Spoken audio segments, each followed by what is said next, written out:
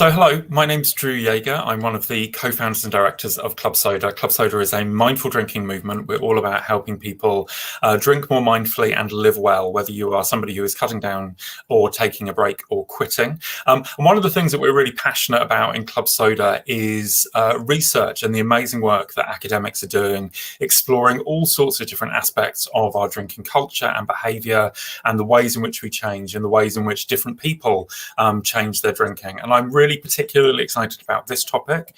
I'll hand over to Claire at the moment, who's hosting this. But we're exploring the world of menstruation and some of the issues that people who menstruate experience in their relationship with alcohol. So with that, I'm really happy and delighted to hand over to Claire, who's hosting this session. Welcome. Great, thanks, Drew. So, thank you, Jasmine, as well, for being here today. I'll give you a bit of an intro. So first of all, I'm Claire Davey. I'm a PhD student at Canterbury Christ Church University, studying women's experiences with sobriety, obviously my own experiences as well, and facilitating this Meet the Scholar webinar series for Club Soda. So this is our sort of final episode before taking a summer break. We are joined, last but not least at all, by Jasmin Warren, who's a PhD student at the University of Liverpool, supervised by Dr. Abby Rose, who we had formerly on the series as well. So Jasmin, your research interests are around women's health and alcohol, particularly today. I know we're going to talk about the relationship between alcohol, menstrual cycle, but also hormonal contraception, which I'm sure applies to, across that spread, applies to 50% of the population. So, and I know Club Soda's demographic is predominant, sways towards predominantly more female. So this should be of interest to a lot of people. You did recently publish a paper this year, I believe, around your initial findings, and your project's still ongoing. So you can talk a bit about that as well. I won't talk too much because I know that you wanted to go into it. So just to introduce you, thank you for coming and looking forward to the talk. So Q&A, if you've got any comments, put underneath the platforms, put them in. We will sort of go into more of a discussion after Jasmine's presentation. Okay, thank you, Claire. If we're okay to share the slides. Fantastic. Okay, so as Claire said, my name's Jasmin Warren. I am a PhD student at the University of Liverpool. You've got my email address there and my Twitter, just in case you want to get in touch about anything if we don't get the chance to cover it today. So if we kind of go more broadly to start off with, so there are a lot of gaps in women's health research. Just to highlight some of these gaps, there are questions such as what specific risks do drugs pose for women, and not only drugs, not only illicit substances, but also alcohol, as we'll go into detail after we've gone through these first couple of slides. Also questions such as among non-smokers, why do more women get lung cancer? Fertility as well, so what fertility options exist for women who have cancer. And then another example there is, how do antidepressants affect women? So these are some questions more broadly that we don't have answers to yet, or we have there's a few kind of ideas, but we certainly are not in a place where we have any certain outcomes for those questions. But things are starting to change. So thinking more positively, since the 8th of March this year, which is kind of nice to see these changes happening, there was a women's health strategy in the UK. So they spent 12 weeks speaking to female patients about a wide range of issues, including things like maternity care and mental health. So we are making small changes, and it is happening slowly. It's shocking that we're in 2021 and we're only just getting to this point, but we're getting there nevertheless. Also, it's important for me to state at this point, when I refer to either female or male, I am referring to biological sex throughout this presentation. Okay, so moving on to what I do specifically, as Claire alluded to, I am looking specifically at how or if there's an association between the menstrual cycle and alcohol use. I got into this myself, so I have had experience with people close to me who have had alcohol use disorder, but also on a personal note, I've had my fair share of menstrual cycle issues, which we know in psychology specifically, we tend to get into these areas of research because we're interested in them, because we have our own experiences and we just kind of want to understand what is going on and why things are happening. So that's how I got into it. If we move on to and then here is my dream team. So here are my 3 supervisors. We have Dr. Abby Rose in the middle there. We have Dr. Susie Gage and Dr. Laura Goodwin as well. So they really are a dream team, and I'm really happy to kind of have this female-led female research going on. Okay, so some basics to start off with. I know we all have some understanding of what our menstrual cycle is and how it works, but from kind of anecdotal experience, we don't know necessarily as much as we should perhaps know. And I think this is related a lot to the education we receive early on or lack of. So for the purposes of this presentation, the important things to note are that the menstrual cycle has 2 overall phases. So we have the follicular phase, which if you look at the screen there, it's day 0 to ovulation, which is day 14. This kind of follicular phase is characterized by this higher estrogen to progesterone ratio there. So if you look at the orange line at the top, it's higher than the purple line. And then we move into the luteal phase after ovulation. So this is from around day 14 up until usually day 28, but sometimes it's a little bit longer, a little bit shorter. It's basically up until your next period starts, and then the cycle restarts itself.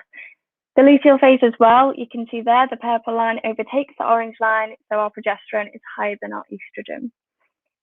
Interestingly though, these natural fluctuations are either not present or they are at a reduced level for those who use hormonal contraception. So I hope that kind of gives you an overview of the menstrual cycle there, just so it kind of makes a little bit more sense as we go through. Okay, so background literature. So studies that have been conducted so far, they have predominantly been in animal models, so where we've used animals such as rats to kind of test our theories before we move into human populations. Some preliminary findings are that we know substances are more rewarding during the follicular phase, so that's that first bit where your estrogen is higher than progesterone. And it's been kind of posed that this is because these positive effects that we get from substances are experienced more quickly during the follicular phase. So it could be that you experience it more quickly, and to kind of keep at that higher level of positive effects, we want to consume more. These effects as well, so effects of the ovarian hormones may also explain why women in the follicular phase have been found at a greater risk of relapse to alcohol use for populations with alcohol use disorder, which again is interesting because if you think about it being more rewarding at that part, it heightens the risk of relapse in terms of it almost makes alcohol more appealing at that point. Also as well, it's important to note though that there have been a few reviews where we take a lot of evidence that's out there, we combine it and we kind of get a bigger picture of what's going on. And these reviews have just highlighted that all of these existing studies are methodologically inconsistent. And what I mean there is the methods are so different from one study to the next that it's difficult for us to take any solid conclusions from what has been researched so far.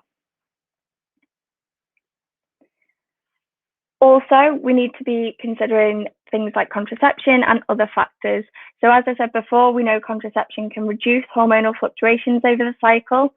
And if we think about some of those findings from the last slide, if estrogen is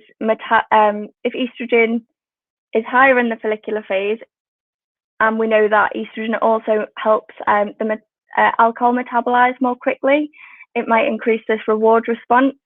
So things like the combined pill, we know estrogen tends to be higher than progesterone but on a stable level. So if we know estrogen is higher for contraception users, it could be that contraception itself might lead to an increased alcohol use.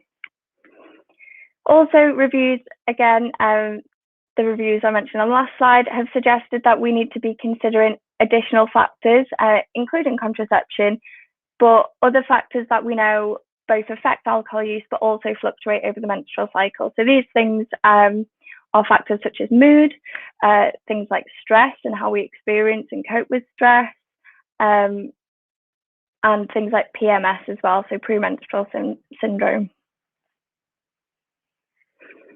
Okay, so moving on to my PhD, I kind of had all that personal experience and then this kind of brief understanding of what was going on so far.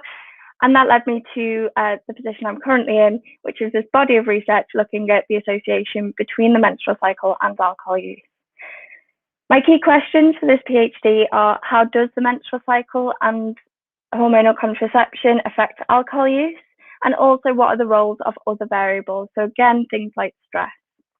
So far, I've conducted a pilot lab-based study, a pilot online study, which included a survey, and finally a systematic review. So as I said before, these reviews, we just kind of group everything that we can that relates to our question and kind of try and draw some conclusions from what's out there so far. So with the lab study, as Claire mentioned, the pilot lab study, which is this one, and the online one, that has been published now. It's open access, anyone can read it. You've got a QR code there if you do want to scan it and open it, and then you can kind of have a little read later on. But basically, we took 28 people for this study, 13 of which were naturally cycling, so no hormonal contraception, and 15 of which did use hormonal contraception. Participants came into the lab twice. In terms of capturing cycle phase, the naturally cycling group came in once during the follicular phase and once during the luteal phase. And to do this, we used a period tracking app. So this allowed us to more accurately kind of ensure that we have participants coming in the distinct phases, as opposed to kind of having people come in twice during the luteal phase. Within the sessions themselves, we took this menstrual cycle information just to kind of get what phase people were in, if they were naturally cycling, and then we took some baseline measures. So we took measures of craving, anxiety, mood, and stress.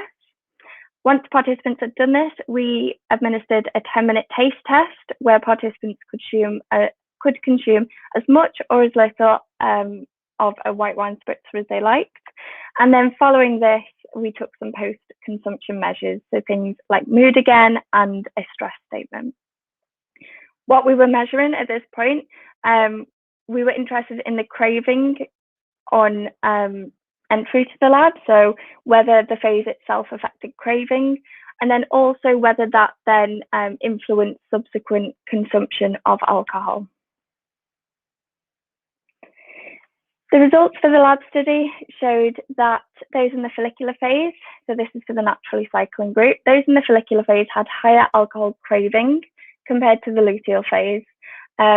So during that phase, kind of alcohol seemed more appealing. However, this didn't necessarily translate to subsequent consumption. And this could be because in a lab environment, it's not as natural as kind of the environment you would usually consume alcohol in. So that could be one explanation for that. Additionally, the hormonal contraception group showed higher craving overall and higher consumption compared to the naturally cycling group. And this is interesting because, as I mentioned earlier, I guess when you're on hormonal contraception, your hormone levels are more similar to during the follicular phase.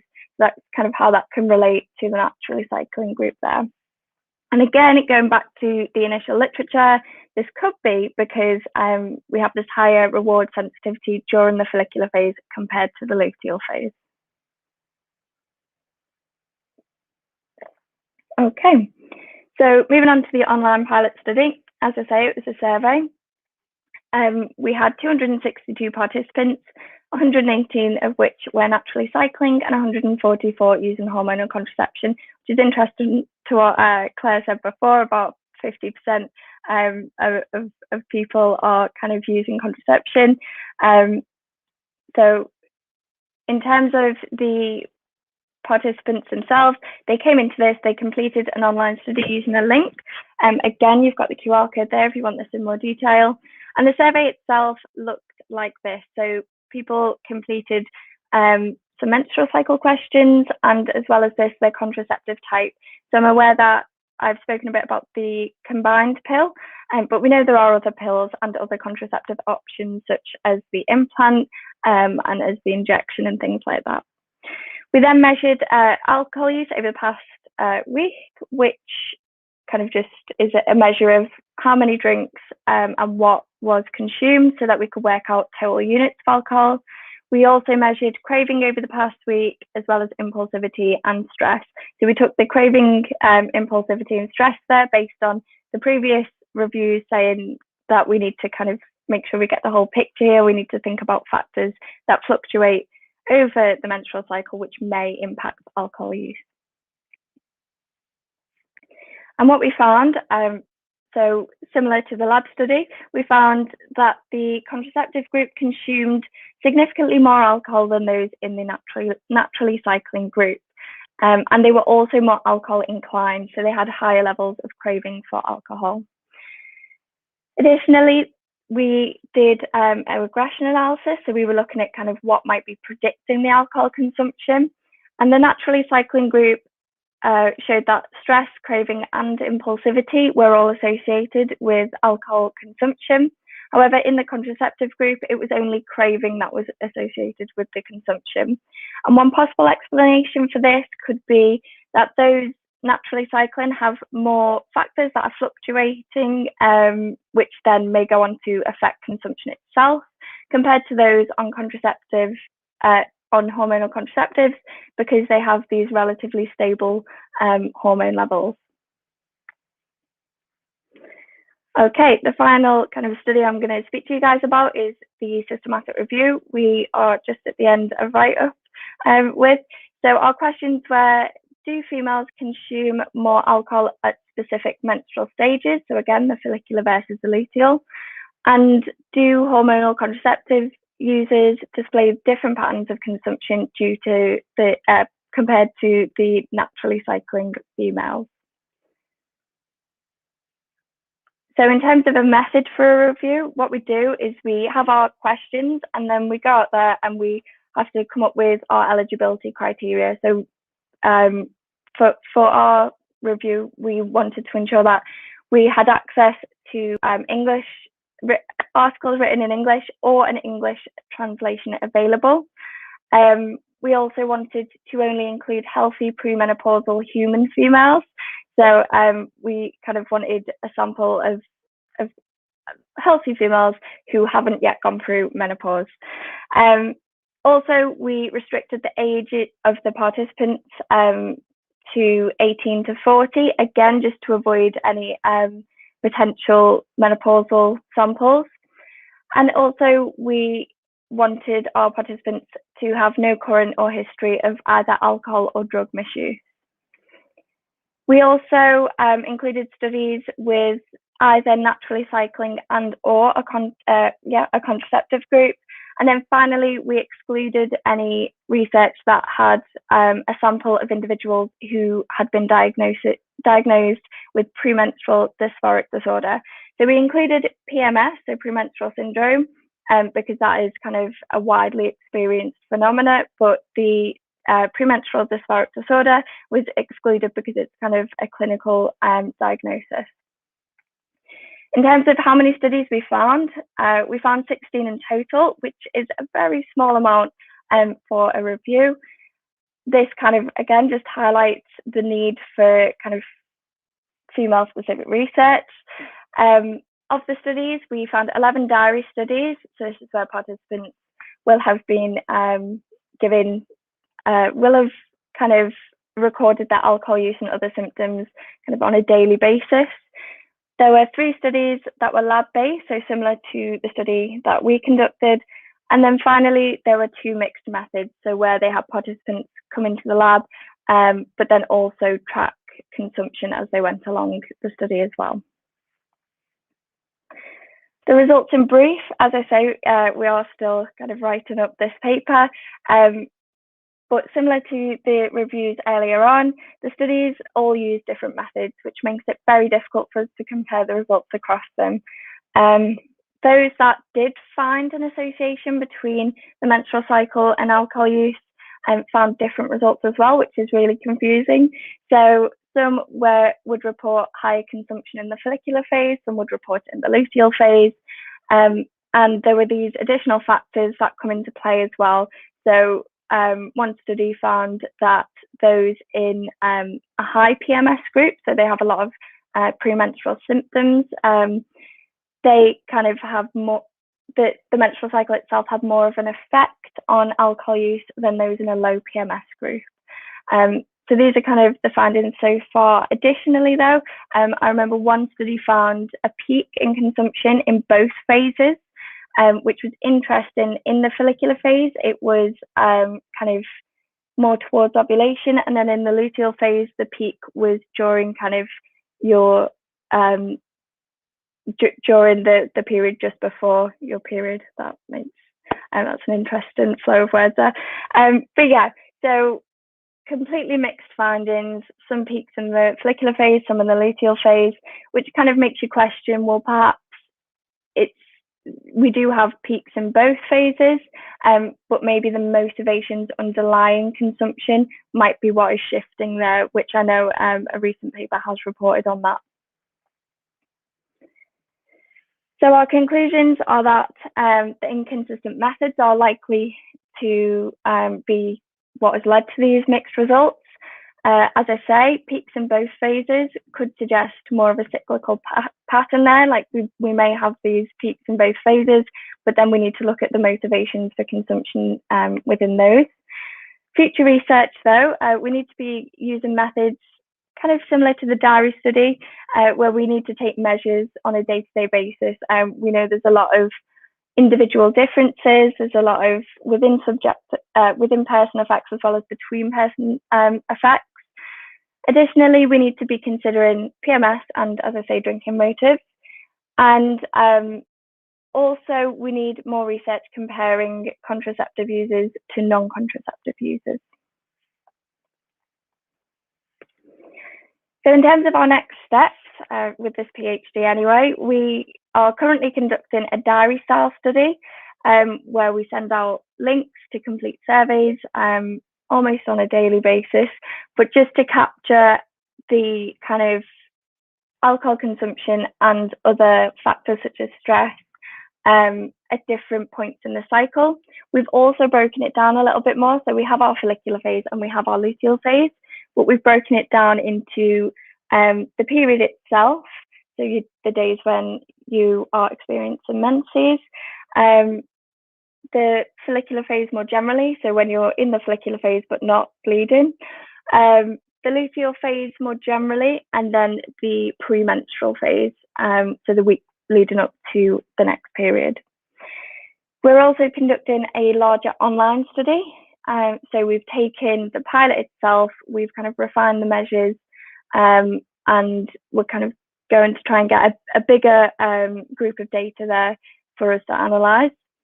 And then finally, I'm planning on doing a qualitative study. So I think it's really important for us to use things like interviews to understand these motivations, understand if there is an association there, and understand whether or not females are aware of an association and kind of our literacy around the menstrual cycle itself in order to be able to understand our own cycles, and then we can kind of pick up on any patterns in behaviour that way.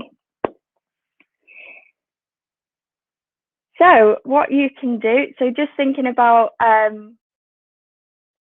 everything I've kind of spoken about, it's still kind of up in the air. We're not 100% sure if there is an association, factors that may affect this, but what you can do for yourself. Something I've come across conducting the research so far is that people, myself included, I mean, but if I didn't do all this reading to do this PhD, I'd still be kind of whereas a few years ago, not 100% sure on what exactly is going on with my own menstrual cycle. So yeah, so some things that you can do for yourself, you can get to know your menstrual cycle. So the period tracking app that I use for the research is called Clue, and there are a variety of others though, and they are all free. I think you can pay for some features if you want to, but yeah, apps like Clue, Flow, I think Apple Health even have one. They really help you just to track, even if you just fancy tracking like the days that you are bleeding. It can then tell you after a few cycles, it can accurately predict, okay, so your period's due on this date, which is really helpful. Like if you're planning on going away and things like that, you can kind of tailor it around your menstrual cycle if you want to. But it's very, it's interesting, and it's important to get to know your own cycle. When you do this, you can also notice any changes, and then you can identify kind of if you're experiencing changes, what environmental factors, things like stress, might be impacting on your cycle. And you can kind of understand that, you can understand your own cycle more there. Also, I don't know if anyone, I mean, I'm sure a few of you have been in this position where you go to the GP and they're like, when was the date of your last period? And you're like, oh man, I can't think of that off the top of my head. But having a period tracker app helps you there, because you can just kind of get it up. And it also shows health providers as well that you are competent and confident talking about your menstrual cycle, which can help health outcomes related to your period.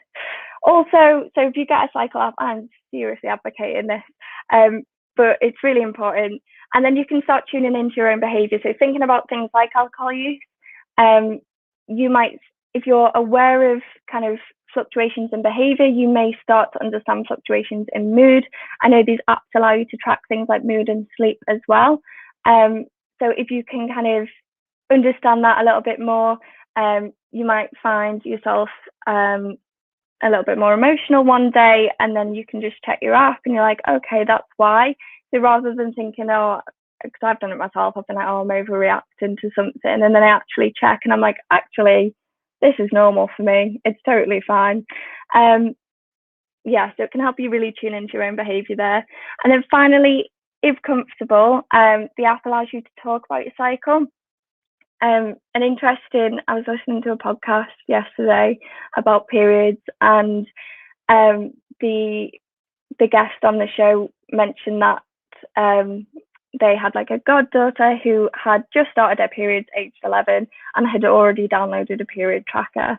And as that guest said, and it kind of resonated, imagine having, I mean, hold on, I'd have like over 15 years worth of data on my own period if I'd started age 11. I don't think the apps were available then, but even tracking them from an earlier age allows us to open up a conversation there. Maybe parents and guardians don't feel comfortable speaking to younger females about their periods, but if we can kind of have things like an app, it's almost like a mediator there. Like we can open up the conversation through asking, oh, how's your period been? And then it allows that person to kind of talk about the app if they don't necessarily just want to talk about other aspects of their menstrual cycle. So yeah, I'm just seriously banging on about downloading a tracking app there, but it is really, really important. And as I say, it allows you to kind of pick up on any behaviours associated with that, and helps you be more, I know Club Soda mentioned this, it helps you be more mindful of your own behaviours, including alcohol use. So yes, I think that's pretty much all I have to say. So thank you for listening, Tuvi. If you do have any questions or comments, please put them in the chat there. Also, any suggestions as well. I'm always willing to learn and take on board anything that you think I need to consider that I may not have already mentioned. That would be really useful as well.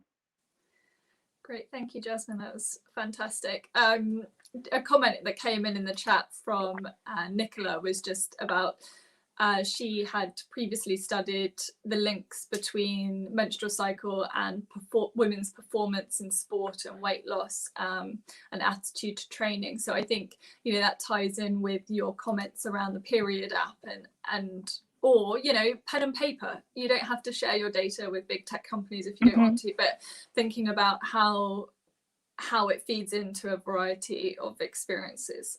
So thank you, Nicola, for that comment. I had a few things to pick up on because, you know, as a woman who has experienced a menstrual cycle, I think similar to you, it's taken me a number of years to get to the stage where, you know, I could go into the doctor's office and know exactly, you know, what day of the cycle it is, or what day it should be in the cycle. You know, it may not always match up. And I think when you have those discussions with healthcare practitioners, it can really make a difference if you know what seems normal to you, so that you can advocate sort of on your own behalf. I just wanted to touch upon sort of the menstrual cycle a bit more, and hormonal contraception. So I know you mentioned the combined pill and so on. Are there, just to play a devil's advocate, are there any other forms of sort of hormonal contraception that would fit into this sort of discussion?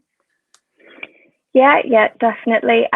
So things like the progesterone only pill, so that would be interesting to look at, because if kind of estrogen might be driving any effect there, it would be interesting to have another comparator group where you're looking at individuals who kind of don't have this elevated estrogen level.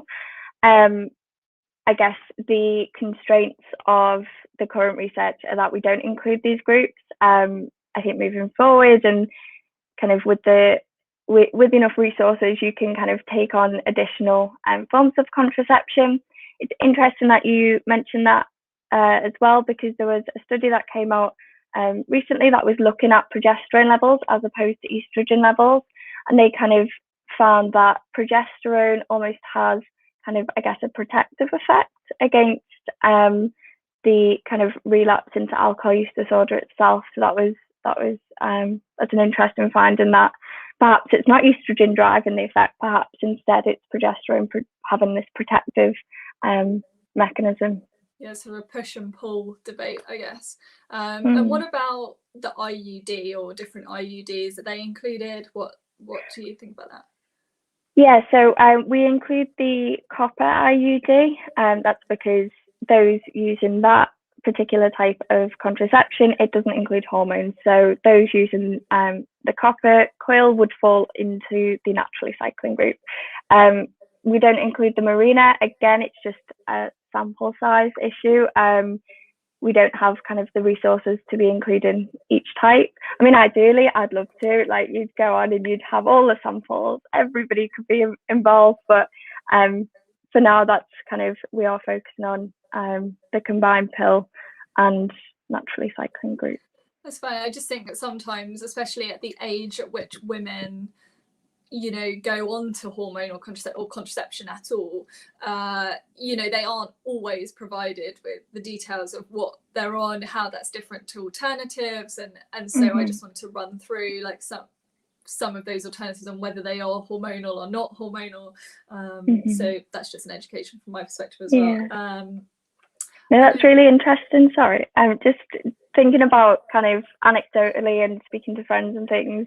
It seems to be that the first go-to for contraception is the combined pill. Like, there's very little, as you say, very little conversation or education around all of these other options that we do have, and kind of we should be educated on these and be more informed to make our own decisions there.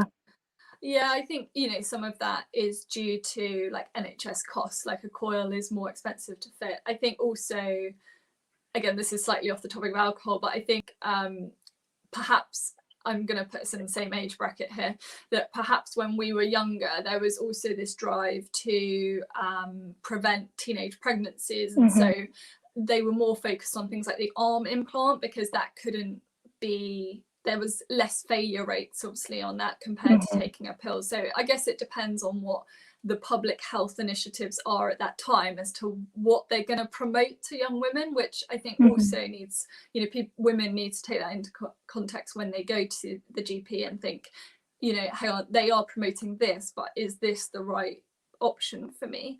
I guess. So there's a few, sorry, there's a comment here from Elaine. Gonna just,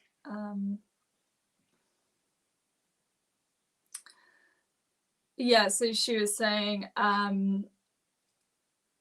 that sort of the fertility awareness, also base methods are sort of one step on from period tracking, and how, you know, the impacts of drinking on that. So it'd be interesting to track the number of drinks compared to FP and LP. So yeah, interesting. She found it interesting as well, I guess. Yeah, I think that's interesting as well to note the basal body temperature. I know some studies use that.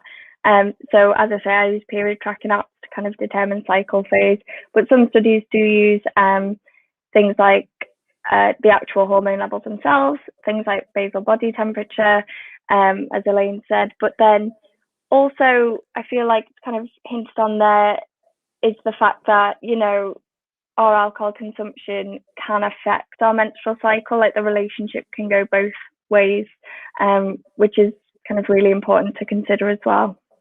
Yeah, agreed. So I just wanted to sort of talk about your study a bit, because I know that it's ongoing and you're looking for participants, and but you talked about what you looked for within the literature review as to sort of those categories of no versus yes, but who, you know, who is in scope for your research at what, you know, what you're talking about at the moment? So we are looking for kind of, you use the term healthy a lot in research, which I find very interesting, but again, we're looking premenopausal individuals. So those, I think, our ages are 18 to 35. Just again, to avoid any kind of perimenopause as kind of well as menopause itself.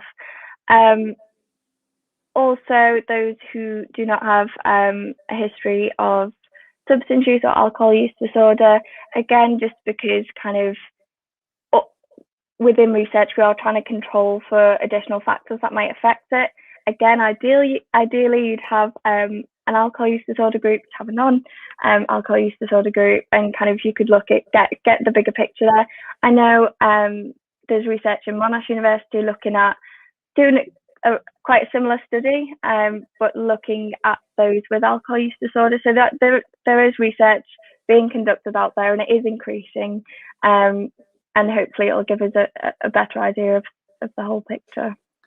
Yeah, so just touching upon menopause there, because I know from my own research within sort of online sobriety communities and, you know, a mindful drinking community like Club Soda, a lot of the participants, or there's a sway again, sort of trend towards 35 plus of women in terms of age. And so thinking about that perimenopausal and menopausal, do you have any sort of insight into what potentially is the relationship between menopause and alcohol from your reading, or is that completely, you know, I know it's not your research, but.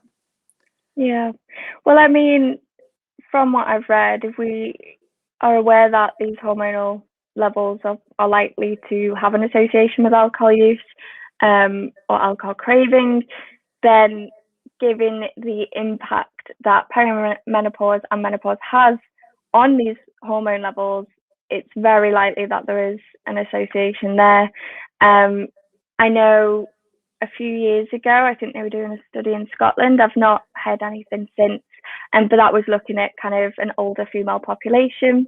So yeah, I think, again, as I say, the research is starting to be conducted, but I imagine that there would be an association there. But we've got to consider all the other lifestyle factors as well at that point in people's lives. Yeah, I think, well, with any study around alcohol, you've got to consider the sort of behavioural as well as the sort of physiological aspects.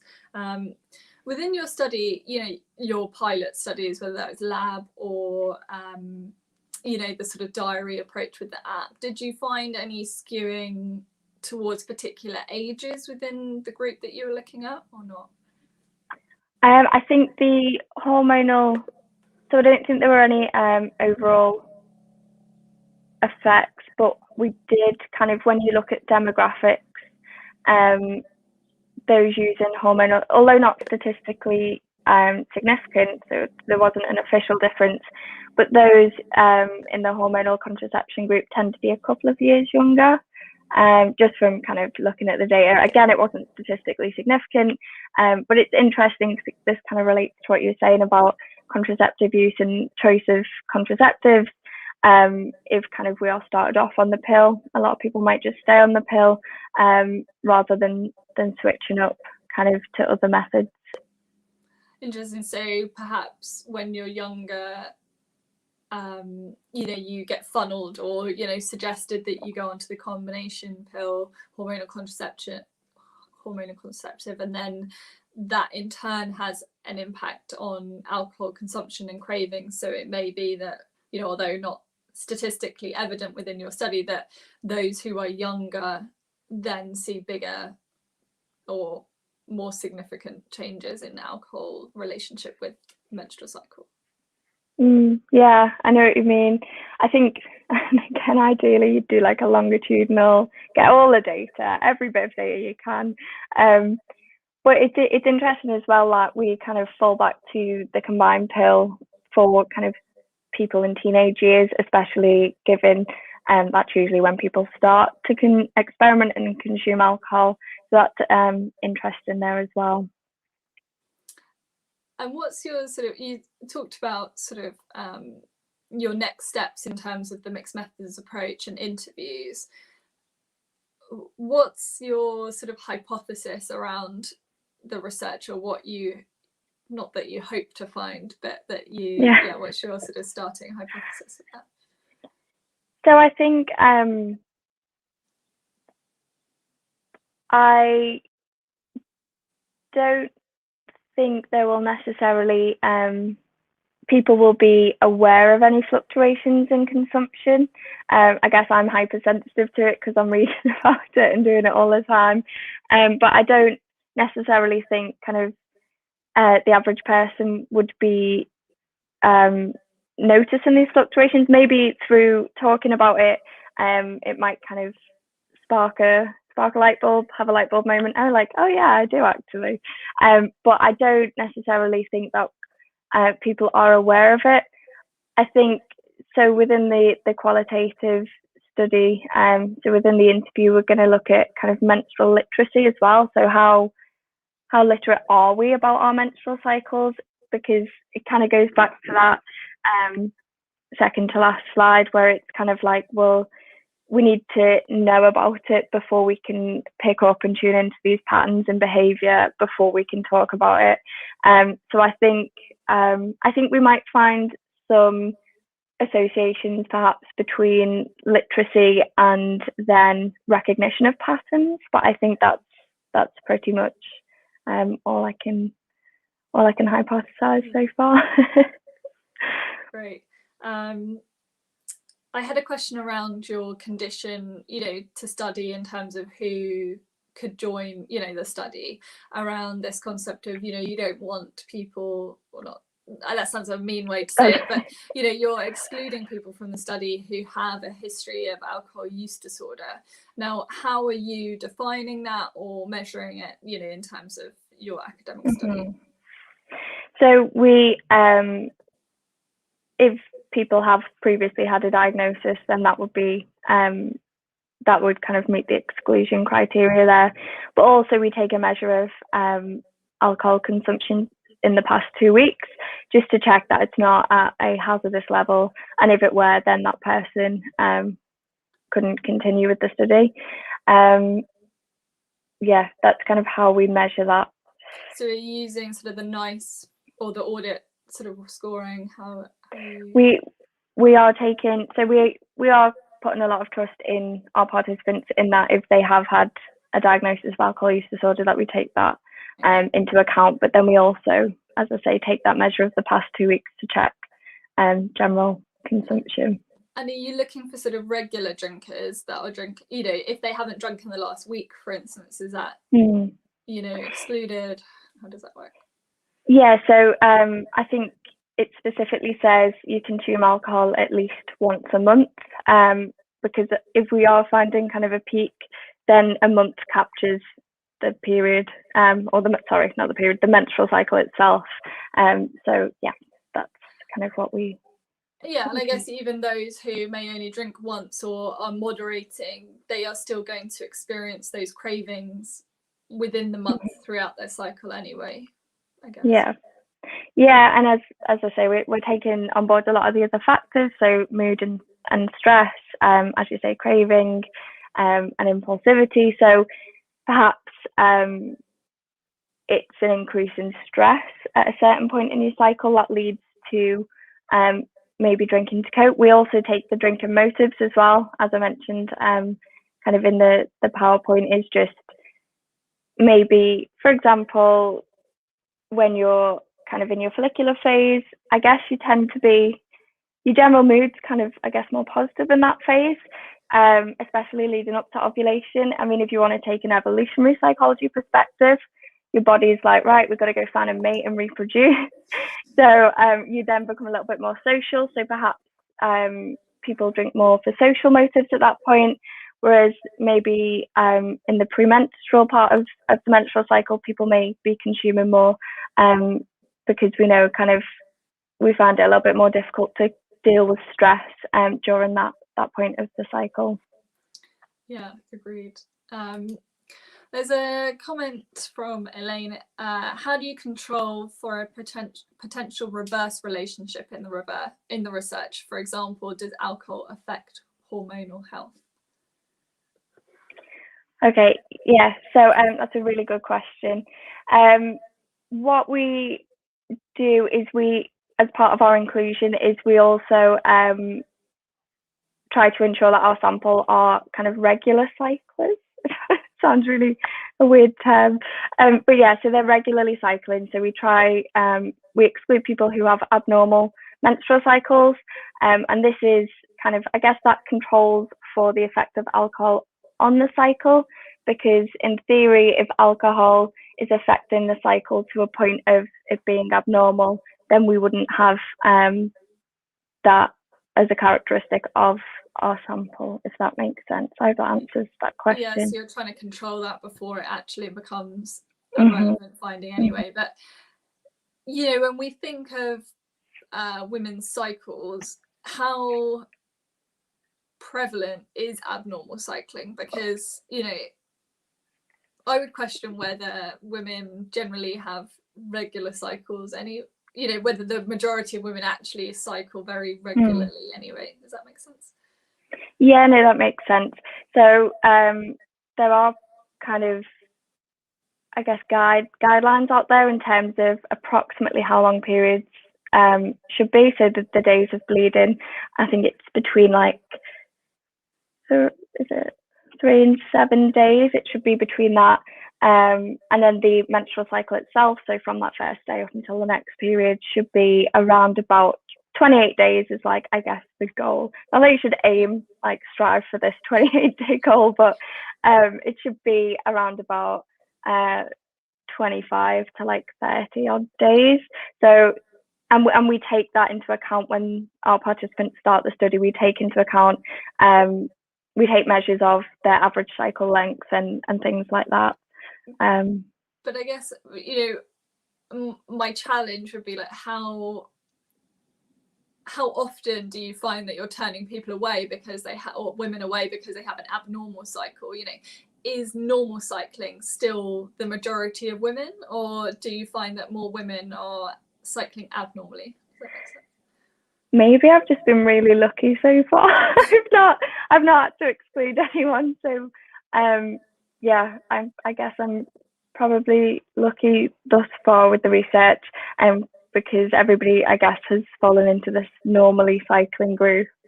I think more often than not, people are kind of normally cycling. So we exclude as well people who have had endometriosis or have endometriosis or polycystic ovary syndrome. And again, that's because we know that these affect the menstrual cycle and are usually the kind of underlying causes of abnormal cycles. Yeah, so I guess you've already sort of like reduced the chances that those people are going to come forward. I think that I just wanted to highlight or emphasize that I think